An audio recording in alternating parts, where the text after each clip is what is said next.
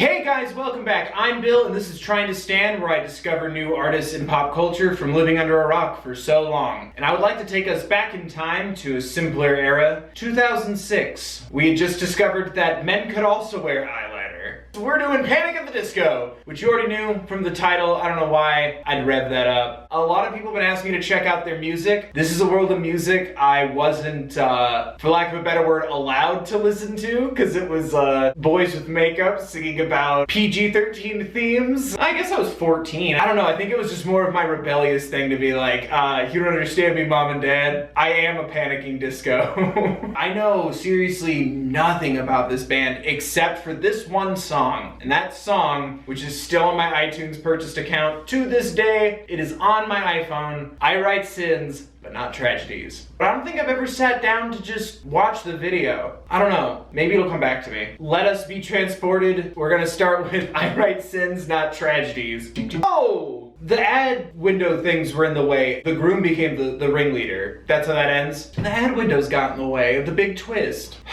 I hate the future. Crap, I love that song so much. I have to really sit down and think about what this song means though. Without the visual context, I always took it to be like a breakup song, like a hard truth kind of a situation, if that makes sense. Everyone's talking gossip, everyone's talking about what they know about the problem in this relationship. And I always thought the line like, haven't you ever heard of closing the goddamn door? No. Getting things more out in the open, or instead of gossiping about it, like confronting it. And I think that's what the video kind of leads to as well, because he literally drags him out to see that the bride didn't run off to go be upset at the chaos that's ensued. She ran off to go hook up, and he like drags him out there, and in doing so he becomes a ringleader. I think it's about confronting those issues, because it's like shutting down the people who are talking shit.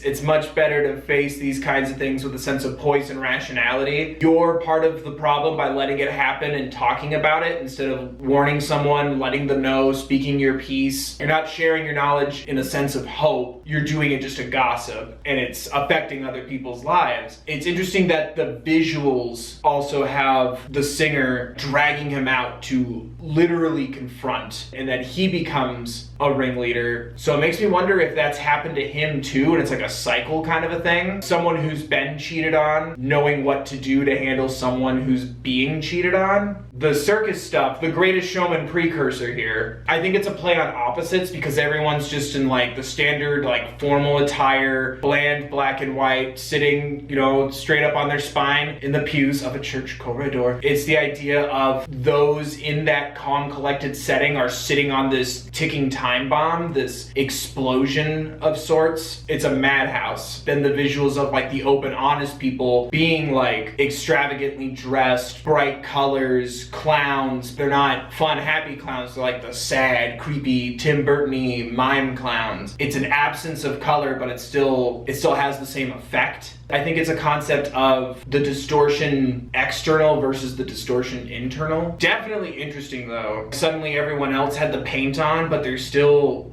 dancing. Are they being brainwashed? Or no, because the dude had the creepy eyes on his makeup. Hold on. I was gonna make the joke that like they're all mind control zombie slaves. What if they're blind to it? They're willingly ignoring it. So it's like shutting your eyes, but then the fake eyes showed on the dude's eyelids. They're all part of the charade. Yeah, because that's exactly how it starts. It's like, oh, what a beautiful wedding. What a beautiful wedding, says a bridesmaid to a waiter. Yes, but what a shame. What a shame the poor groom's bride is it's like calling people out. The fact that everyone in the room is, in a way, guilty for knowing. I already love this song, but I really liked the music video. That was super cool. I don't think I've seen it before. Parts of it looked familiar, but then I'm like, I think maybe I just recognized the photos or from Vines or something. I recognized I really like that. Okay, yeah, I'm ready to watch their stuff. Next we have Lying is the Most Fun a Girl Can Have Without Taking Her Clothes Off, from the album A Fever You Can't Sweat Out. Ugh.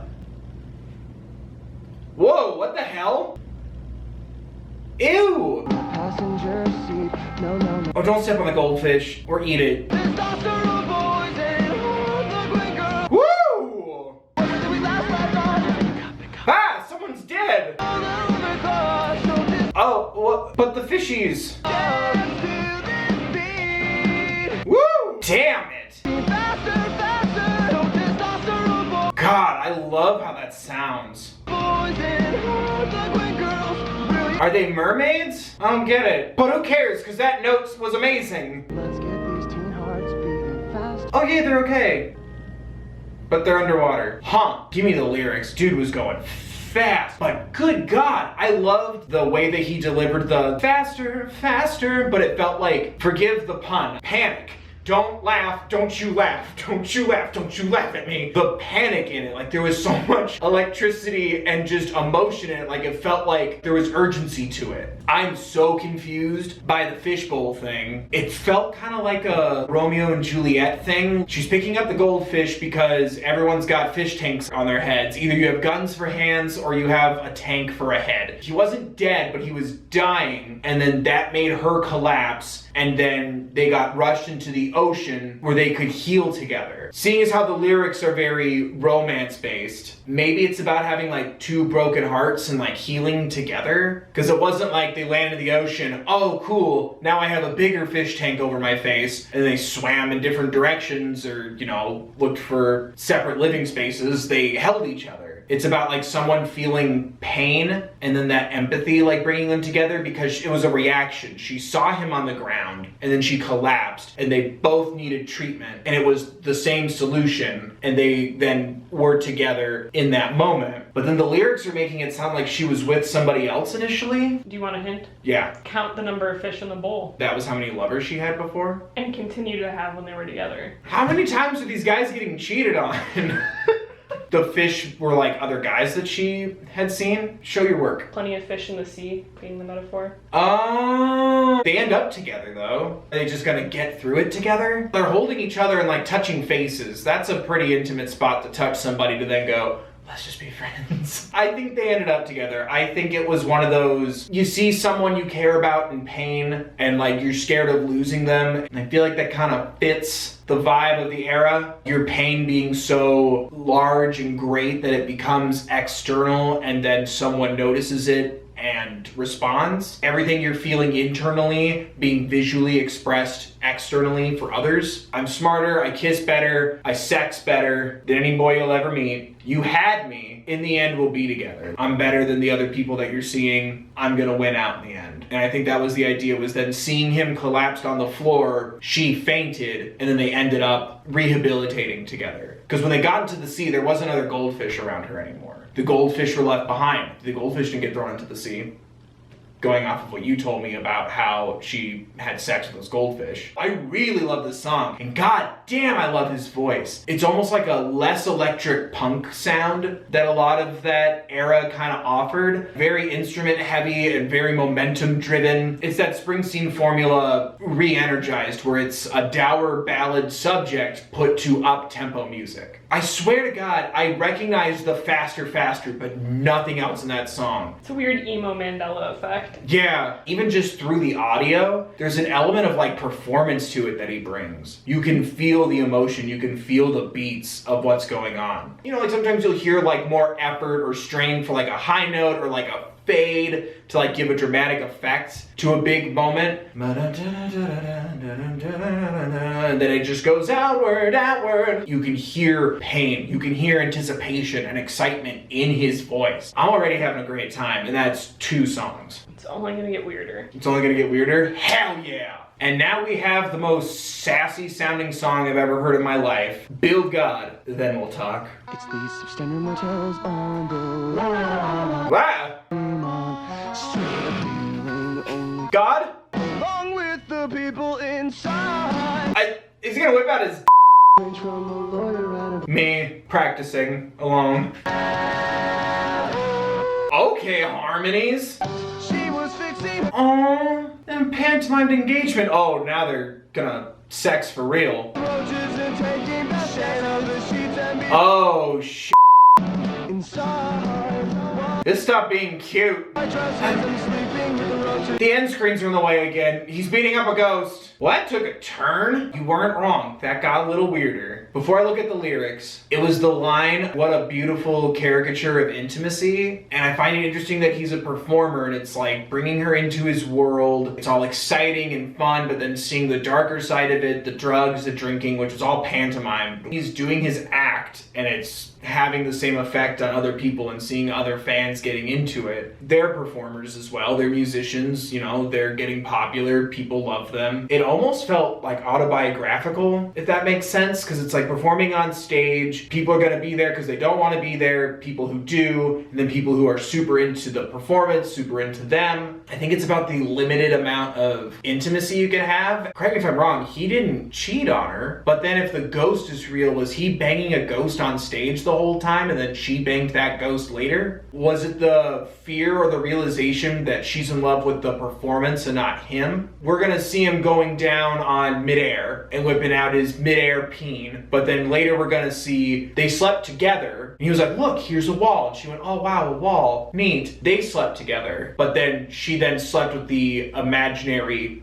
heir, the ghost, if you will. So yeah, maybe it's that she's not into him, she's into the artistry, the performance, the magic of it all, and not really him. It's provocative, like it's interesting, it's engaging. I love that there's so many visuals to sink your teeth into, but it still tells like a linear story. It's not just a bunch of abstract, odd things. Think about it, like the engagement ring was pantomimed, which also takes away that sweet moment, so thanks. Everything they were doing was centered around the pantomiming. Raindrops on roses and the girls in white dresses and the sleeping with roaches and taking best guesses. They're not getting along. There's things about him or their relationship that she doesn't like. That's how he starts describing their intimacy. Pretty at first, and then just a bunch of things you don't like. It was a shallow relationship, and I think since it was a performer coming from artists, it feels like there's a little bit of autobiographical flavors in there where maybe that's something that they've either experienced or they're just afraid of. Like maybe it limits their intimacy because it's like, are you doing this because you like my music or because you're into like me? Super cool. I liked that. Next we have the Ballad of Mona Lisa. Are we back at the wedding from I Write Sins? But now it's steampunky. We've evolved. Damn it! Woo! Man, he's got the smolder. Oh, is she like a serial killer? Or is this like a supernatural thing? Oh, what's wrong with his teeth? Oh, he's dead. Man, vampires were still in 2011, huh? Damn. Okay, so Mona Lisa was the little girl. If Mary was the woman who killed him, and he was singing to her at the end when he told her to take out the note in the pocket that said Mary did it, was Mona Lisa the little girl and it's like a ghost saying thank you? I think so. Because first I thought it was like, oh, Mona Lisa, you're guaranteed to run this town because she's just gotta keep killing dudes. Like, here's her steps, here's how she did it. But having them displayed like that, like maybe the little girl figured it out? I don't know. First it looked normal, like it seemed like just common superstitions like covering the mirrors, open the door but then close it 2 hours later. Because first I was like, oh, she's gonna kill him by like giving him the flu because we're in that like steampunky Victorian era. So then I thought she was a ghost, but it turns out he's the ghost. The little girl helped him. Like, was she like a hired like detective or something? It's weird because then at the end you saw like the fire burning in his eyes. Did he get to move on to a better place and that better place was hell? He finished his unfinished business Casper style and then off he went to hell thinking he was gonna go to not Hell double hockey sticks. So like it would make sense if then Mona Lisa was the little girl, right? Unless it's about Mary being Mona Lisa because she deceived him with that deceptive smile. But he doesn't say that in the song. I do love though seeing something from like the 2010s, 11s era. Like you can see how his like makeup's kind of done and his hair's kind of done like a vampire, a sexy vampire. That was the look. Now it's bald guys with glasses and beards. Am I right, y'all? Hell yeah. But she looked right at him, so if he's dead, that little girl sees dead people. But he's super dead. That was him in the casket at the end with the note in his pocket that said Mary did it, which you think she would have found that when she dressed him and washed his body. It almost feels like a kid, you'll go far, like Mona Lisa, you're gonna run this town, like you're gonna do great things. You're smart, you're capable, you saved the day, you saved me. Or like my spirit can rest now, I'm a ghost. I don't really care either way about like visual aesthetics. If you just told me Panic at the Disco wearing steampunk, that makes a lot of sense. It fits very well and it made me a little excited. It was weird that like someone's dead but the song's so upbeat, but it makes sense that the point of the song is like, you're gonna get yours, like I will be avenged. I will be at peace. Like that anticipation of this whole reveal the whole time. I dug it a lot. I think I like the video a little more than the song, but his voice is so good. If nothing else, it's just all the fancy moves that he's doing vocally. I love the video. I love the visual aesthetic of this. Like a Hot Topic True Grit. I feel like I like it more because I saw the video. That's not a detriment to the song. It just definitely helped. But I like his voice, and it was a little brighter, even though it had to do with death, which I think is really cool. Which again, playing into the taking a dour topic and throwing like a more upbeat sound with it. Because all these could be ballads so far, and none of them have been. This is Death of a Bachelor. Ooh, I already love it because it's noir. Playing hooky. Ooh. So that you can see it too. Okay, be good at swing jazz too. You. Woo!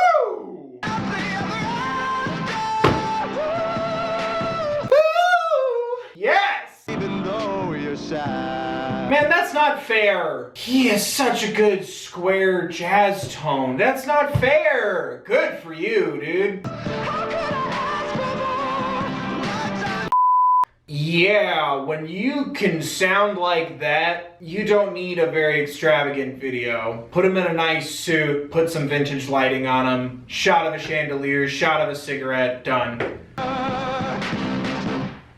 Holy crap! Stop with the covers from movie songs and do a jazz album. Panic at the Disco Lounge. You could thank me later, Planet Earth. I loved that so much. That was so pleasing. It fit his voice so well, and he made it his own. Made it modern, made it a pop sound. Still had like the straight and forward notes for like those high pop moments, but he could just square tone and bend those sharp turns you can make in jazz. He could just knock those out of the park. Him, that sounded so nice. One or the other. Either you can do a rock wail or you can sing jazz. Yes, I'm jealous. Damn, I'm jealous. Let's not even talk about the fact that he has hair. Damn, that's so cool. And I kind of liked the vibe of the song too. A little bit of like, oh man, like this is the end of a chapter of my life, but also there was a lot of positivity to it. Like now I'm moving into a new chapter of my life. A lifetime of laughter at the expense of the death of a bachelor. It's a very happy ballad. Just like how everything's been a very off-putting or upsetting up-tempo song. Such an interesting angle to attack it from, where it's like saying goodbye to an element of your life while moving forward and looking to the horizon for what's coming next in your life. I loved how it was delivered too, where it's like, you know, a swan song for the death of a bachelor, and like hitting all those highs, but then like sinking back into that like, L is for the way you look at me kind of square jazzy tone. Do a jazz album, guys. That was awesome as hell. It still sounded really good with a lot of horns. I would love if there was like a purely like piano version of this song. A lot more syrup and molasses, a lot more velvet. I would love to hear that, but I love it the way it is too. It painted him as like a modern Frank Sinatra kind of a sound. Like there was just something about it where it was a perfect blend of both. One did not take away from the other. Looking back and like, you know, Death of a Bachelor and being like forward movement, but then like the sultry, loungy, relaxed, settling down, stirring a drink, kind of a loungy, smoother quality. It was super interesting. Like each aspect of life had a different sound and feel. That's amazing. That's such a gift. I feel like I go on such a musical journey emotionally with these songs. Both performance and obviously how they're written. Like you didn't just wake up and go, you know what, I'm gonna do it like this. Holy crap, it's just effective. Unlike all the other songs where it like had a lot of like the faster lyrics and the faster pace and like spiraling out of control, this one just felt like, you know, a farewell and then a bow and then like what he's looking forward to, like the relaxation of like, wow, now I've found something that's going to make me happy and complete me and change me fundamentally as a person for the better. He feels confident in this decision. It's so cool. All right, guys, that was a good pick. Everyone who pushed me to listen to this song, y'all know me. And to close out the night, we have High Hopes, which is another one of those pop songs that's also a Bruce Springsteen song, and I get confused. This is the new Panic at the Disco. Yeah, I know this song. He looks the same. Ooh, there it is. There's that Panic at the Disco. Waiting. Oh! Oh, okay. Me. Yeah, there's the rest of them. I really feel for the story of that song. I think there's a feeling here of that constant uphill struggle a lot of people relate to. I know that, but just for me personally, I think there's something about like not wanting to stop. I haven't gone through the best years of my life. I'm going to push forward. It's that climb, but then also like the mama said really hits me, especially like when he gets to the top of the building. It just makes me think of like giving yourself a second chance, letting yourself, in his case, come back to music, but like letting yourself have that second try, wanting to do things right. And especially when it's been a while since they've done music, or at least in this lineup there's been a gap. It has a lot of like self-worth to it. Yeah, it sounds a little poppier than the other ones, but it still has those flavors in it, like the it's a little complicated. That's a very Panic at the Disco sound stuck in a more poppy song, which isn't a bad thing. It's just interesting how this one sounds a little more mainstream and this one is very successful. It's just that feeling of like payoff, but like feeling good, and like there's so much more you want to give to the world but prove to yourself, not feeling like you're done yet and not wanting to be counted out. It felt very much like he didn't call the newsroom and was like, everyone film me, I'm gonna walk up this building. It's like, I want to get there, and then off he went to go do it. Yes, he started from a lift that opened in a vertical door. Yes, he started as Panic at the Disco. Like, this isn't a song that you would typically hear this far into your music career. It did have a feeling of like he did this for himself, doing this to prove to yourself that you can, to find happiness and fulfillment in you. And then that song could have easily turned into like, oh, this wasn't enough yet, and like pans out with a drone shot, the sun sets, he was a ghost, he's the circus leader still, grumpy milady shot. Like, he got to the top of the building and like celebrated with his band, celebrated with his music. There's just such a feeling of an accomplishment in the visuals when he made it to that top, and then also the music too. It's a feel-good song. I could see a lot of people really liking the song and really needing the song. Why is this the one that's making me emotional? I'm okay. There was something about like, you know, still like feeling like you're moving upstream, because like, yes, I could sit here and complain about the fact that he came out of a nice car, wearing nice clothes, riches to riches, a high point to a higher point. I don't know, it was about like more the internal feeling. He's not lying either. He's not walking out, taking off his waiter's apron like, oh gee, Panic at the Disco's waiting tables. It's very honest, but it's that feeling of like people are still bumping into him. He feels like he's still moving upstream. He's still hitting his own challenges, but it felt very internal. And it felt like just determination and then absolute fulfillment at the end. Like just that joy of success. It felt like something that he had to prove to himself. Like, I wasn't just a byproduct of a moment in time. Like, I can do this. I can have a positive effect on the world, on people. It felt like he wanted to prove it to himself. He had so much more left to give, and he wanted to see if there was still value in it, if he could still do it, if he could still have an effect and an impact on people or the world. Or moreover, he just wanted to keep going. And then looking back when he's up at the top of that building and seeing like all the people taking notice, taking photos, news crews, all that stuff, like just being an added bonus. He wasn't like gathering people around or like, you know, showboating or whatever. He was just doing his thing. If anything, all those people were the people he was getting pushed against as he's heading towards the building. It's definitely different than the others. It feels a little more commercial, but I don't think that's 100% a bad thing. Like, it didn't feel like a sellout. A little more